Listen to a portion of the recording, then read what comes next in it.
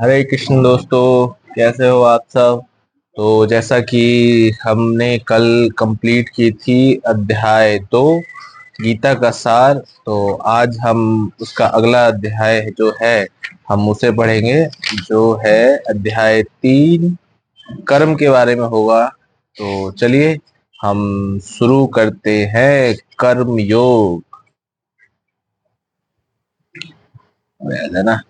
अरे हाँ, तो चलिए शुरू करते हैं। कर्म योग।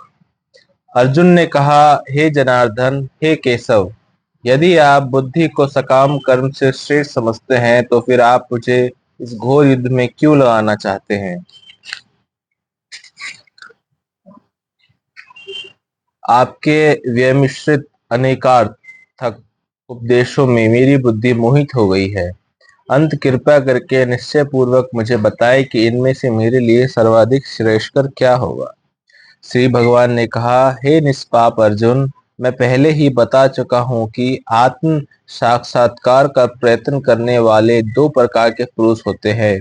कुछ इसे ज्ञान योग द्वारा समझने का प्रयत्न करते हैं तो कुछ भक्तिमय सेवा के द्वारा। ना तो कर्म में विमुख होकर कोई कर्मफल से छुटकारा पा सकता है और ना केवल संन्यास से सिद्धि प्राप्त की जा सकती है।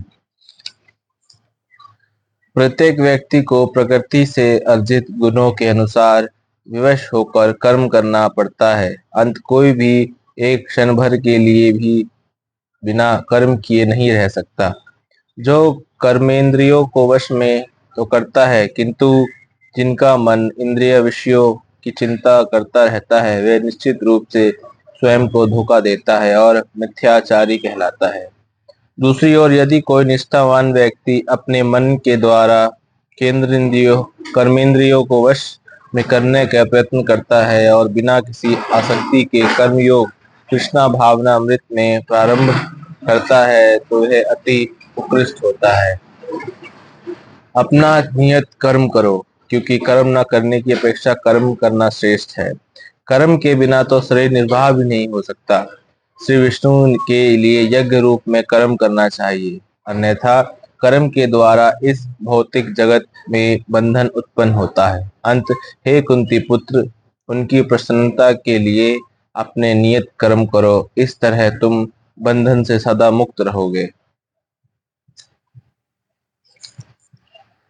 सृष्टि के प्रारंभ में समस्त प्राणियों के स्वामी प्रजापति ने विष्णु के लिए यज्ञ सहित मनुष्य तथा देवताओं की संताइयों को रचा और उनसे कहा, तुम इस यज्ञ में सुखी रहो, क्योंकि इसके करने में तुम्हें सुखपूर्वक रहने तथा मुक्ति प्राप्त करने के लिए समस्त वांछित वस्तुएं प्राप्त हो सकेगी।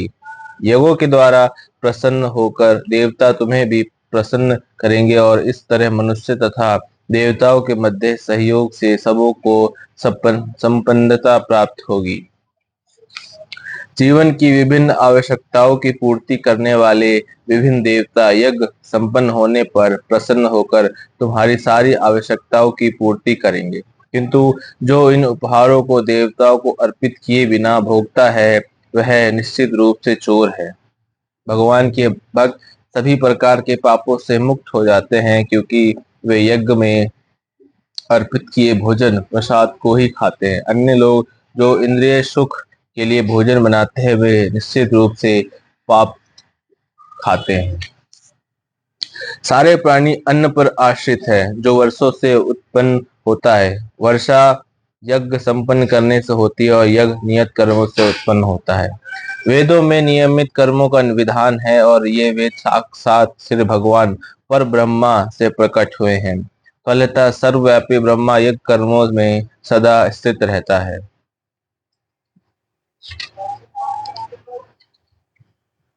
हे प्रिय अर्जुन, जो मानव जीवन में इस प्रकार वेदों द्वारा स्थापित यज्ञ चक्र का पालन नहीं करता, वह निश्चय ही पापमय जीवन व्यतीत करता है। ऐसा व्यक्ति केवल इंद्रियों की तुष्टि के लिए व्यर्थ ही जीवित रहता है। किंतु जो व्यक्ति आत्मा में ही आनंद लेता है तथा जिसका जीवन आत्म साक्षात्कार युक्त है और जो अपने ही में पूर्णतः संतुष्ट रहता है, उसके लिए कुछ कारणीय कर्तव्य नहीं होता। स्वरूप सिद्ध व्यक्ति के लिए ना तो अपने नियत कर्मों को करने की आवश्यकता रह जाती है, ना ऐसा कर्म करने का कोई कारण ही रह जाता है। उसे किसी अन्य जीव पर निर्भर रहने की आवश्यकता भी नहीं रह जाता। अंत कर्म फल में आसक्त हुए बिना मनुष्य को अपना कर्तव्य समझकर निरंतर कर्म करते रहना चाहिए, क्योंकि अनासक्त होकर कर्म करने से उसे परम की प्राप्ति होती है। जनक जैसे राजाओं ने केवल नियत कर्मों को करने से ही सिद्धि प्राप्त की है। अंत सामान्य जनों को शिक्षित करने की दृष्टि से तुम्हें कर्म करना चाहिए। महापुरुष जो जो आचरण करता है, सामान्य व्यक्ति उसी का अनुसरण करते हैं। वह अपने अनुसरणीय कार्यों में जो आदर्श प्रस्तुत करता है, संपूर्ण विश्व उसका अनुसरण करता है। हे पृथापुत्र, तीनों लोकों में मेरे लिए कोई भी कर्म नियत नहीं है। न मुझे किसी वस्तु का अभाव है और न आवश्यकता ही है। तो भी मैं नियत कर्म करने में तत्पर रहता हूँ, क्योंकि यदि मैं नियत कर्मों को सावधानी पूर्वक ना करूँ तो हे पार्थ, यह निश्चित ही कि सारे मनुष्य मेरे पथ का अनुगमन करेंगे। यदि मैं नियत कर्म ना करूं तो ये सारे लोग नष्ट हो जाएं, तब मैं अवांछित जन समुदाय वर्ण संकर को उत्पन्न करने का कारण हो जाऊंगा और इस तरह संपूर्ण प्राणियों की शांति का विनाशक बनूंगा। जिस प्रकार अज्ञानी जन फल की आसक्ति से कार्य करते हैं, उसी तरह विद्वान जनों को चाहिए कि वे लोगों को उचित पथ पर ले जाने के लिए अनासक्त रहकर कार्य करें। विद्वान व्यक्ति को चाहिए कि वे सकाम कर्मों में आसक्त अज्ञानी पुरुषों को कर्म करने से रोके नहीं, ताकि उनके मन विचलित ना हो, अपितु भक्ति भाव से कर्म करते हुए वह उन्हें सभी प्रकार के कार्यों में लगाए, जिससे कृष्णा भाव अमृत का कर्मिक विकास हो। जीवात्मा अहंकार के प्रभाव से मोहग्रस्त होकर अपने आप को समस्त कर्मों का कर्ता मान बैठता है, जबकि वास्तव में वे प्रकृति के 3 गुणों द्वारा संपन्न किए जाते हैं। हे महाबाहो, भक्ति भाव में कर्म तथा सकाम कर्म के भेद को भली भांति जानते हुए जो परम सत्य को जानने वाला है, वह कभी भी अपने आप को इंद्रियों में तथा इंद्रिय तृप्ति में नहीं लगाता। माया के गुणों में मोहग्रस्त होने पर अज्ञानी पुरुष पूर्णतः भौतिक कार्यों में संलग्न रहकर उनमें आसक्त हो जाते हैं।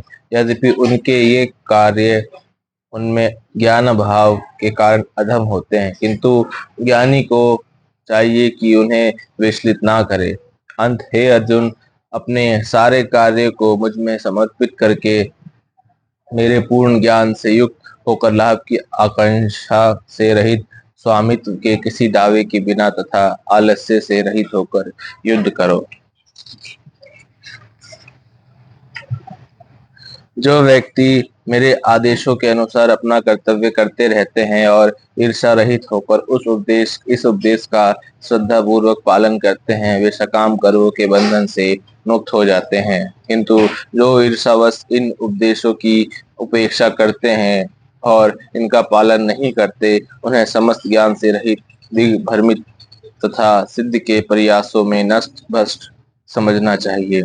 ज्ञानी पुरुष भी अपनी प्रकृति के अनुसार कार्य करता है, क्योंकि सभी प्राणी 3 गुणों से प्राप्त अपनी प्रकृति का ही अनुसरण करते हैं। भला दमन से क्या हो सकता है। तो दोस्तों, हमने आज श्रीमद् भगवत गीता का अध्याय 3 कर्मयोग का आधा कंप्लीट किया है चैप्टर, और बाकी आधा हम कल पढ़ेंगे। और अगर आपको मेरी वीडियो पसंद आती है तो आप लाइक कर सकते हैं और कमेंट करके हमें बता सकते हैं कि अगर हम कुछ में और सुधार कर सकते हैं। तो चलिए, आपसे फिर कल मुलाकात होगी। हरे कृष्णा।